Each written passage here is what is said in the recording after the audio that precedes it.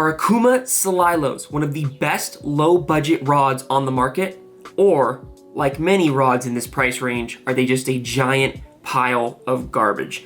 Stay tuned, folks, to find out the answer to that question in today's video. All right, first let's cover the specs here. This is the rod that I'm gonna be covering in today's video. It is a 7.6 light power. It's got a moderate action to it. It's 3.9 ounces. It's got 7+ tip for guides. The line weight is 4 to 10 pounds. Lure weight is 3/16 to 5/8 ounce. And it's a 2-piece rod coming in at around $40 depending on where you're buying it. Now, if you go on Okuma's website, you'll see that they kind of have 3 different sections for their Okuma Celilos.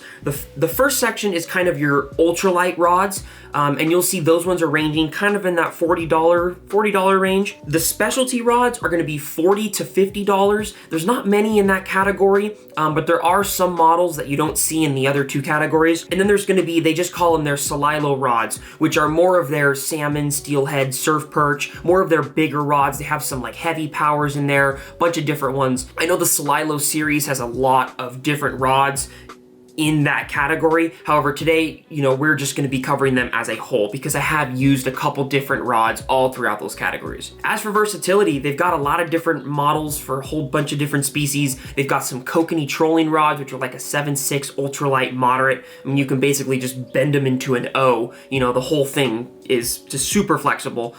They've got some surf perch models. They've got, as here, these are some of your light and ultralights. I'm using these for trout and small little tiny jigs, spinners, spoons, different stuff like that. And then they've got their heavier rods. They've got their 9-10 footers, light moderates or medium light moderates for steelhead and salmon and whatnot. So yeah, the Celilos cover a very large spectrum of different species you can handle, which is pretty cool. So as for looks, there's some things I like and some things that I don't like. First, we'll go over the things I love.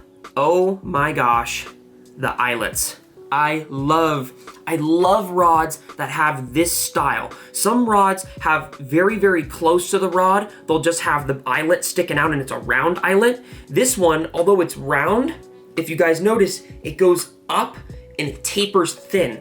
And I swear I get way better casts when they are built like this. So whenever you're shopping for trout rod or any rod in general, always get the ones that go out a length and have a small, like this. I mean, you'll know this style versus the big circled style. So I love that. I love on many rods in this price range, they do not add that. However, this one has that, which is a great little touch that this rod brings. As for the color, it's got like this kind of like maroon, like brown maroon color. It doesn't really match with any reels. I don't know, I think it would have been cooler if they went like with the Lamy glass route and just did like an all gray or like a gunmetal gray, with like black thread accents or something like that. I think that would have looked a lot better. Or if you're gonna go the maroon, I don't even know. I don't like the maroon color like this. Not a big deal, but I don't know, that's just my preference. One thing I was wondering if you guys can comment below if you know this rod. I don't know what the heck that black thing there is for. I personally don't like it. I'm not a fan. I would probably rather it just be straight cork throughout. I think that you're probably gonna get more sensitivity with that. I do not know why that is there, and I have not seen another rod with that. I'm not sure, not the biggest fan of that. I'm also not the biggest fan of this cork. The rod I had before, I bought it new, and within like a year, some of the cork was starting to kind of decay a little bit on the rod. But other than that, I mean, it's still held up, so it's no problem at all. And it is for a $40 rod. I mean, it's a $40 rod. That's gonna kind of bring us to our next topic here, and that's the price range. $40.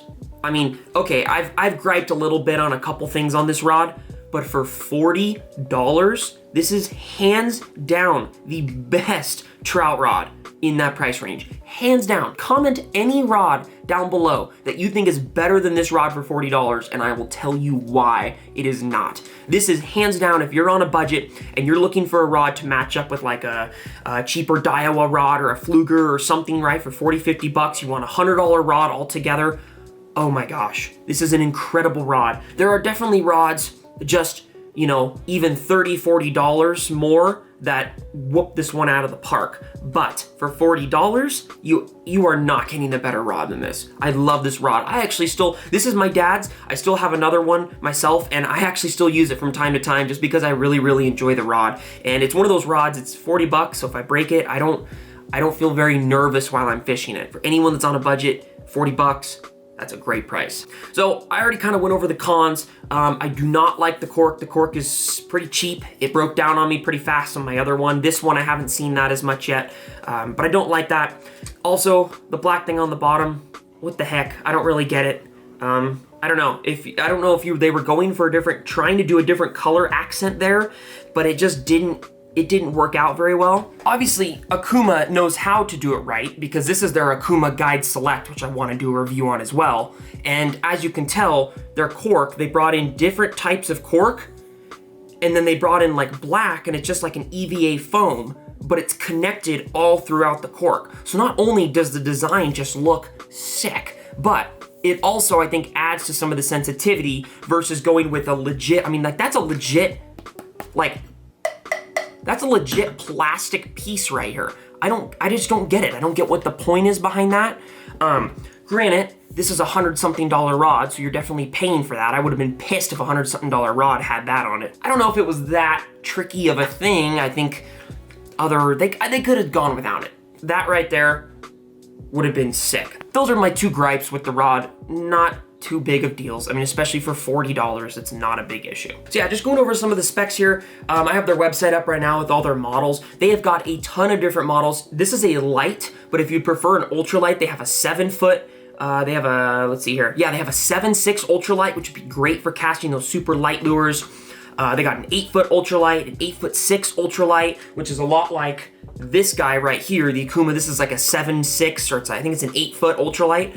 I really like long rods for trout, cast lighter lures out there better. It's got way more bend, so you have some more give, some more, just a little more shock absorbent for those big head pulls, some of those big trout give, especially here in Idaho. We got some big browns that'll, test your gear. They do have some 5-foot and 5'6" ultralights, and they are 2 pieces. So if you need a pack rod, that would be a great rod as a pack rod because it's not super expensive. So if it's in your bag, or you drop your bag or something happens and it, on backpacking trips, stuff gets tested. You don't bring sensitive gear out there. So that would be a great thing to bring just because if it did break, whatever, you're not out a $200-something rod.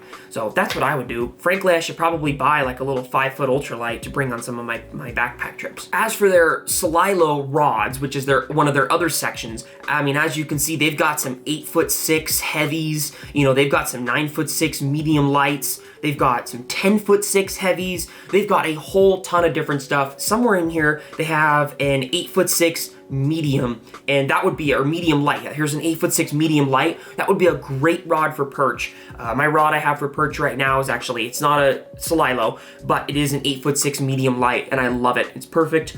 Yeah, a whole bunch of different options there. Those are just the ones that I would recommend. Depends on what you're going for. But yeah, if you guys are wanting some good reels to pair up with this rod, I've done a video covering rod and reel combos for all budgets for trout gear. Check that out right here. If you look at the comments below, people are loving the video. It's really helping people out. So definitely give that one a look right here. Hope you guys enjoyed. See you guys next time on Humbug Outdoors Fishing.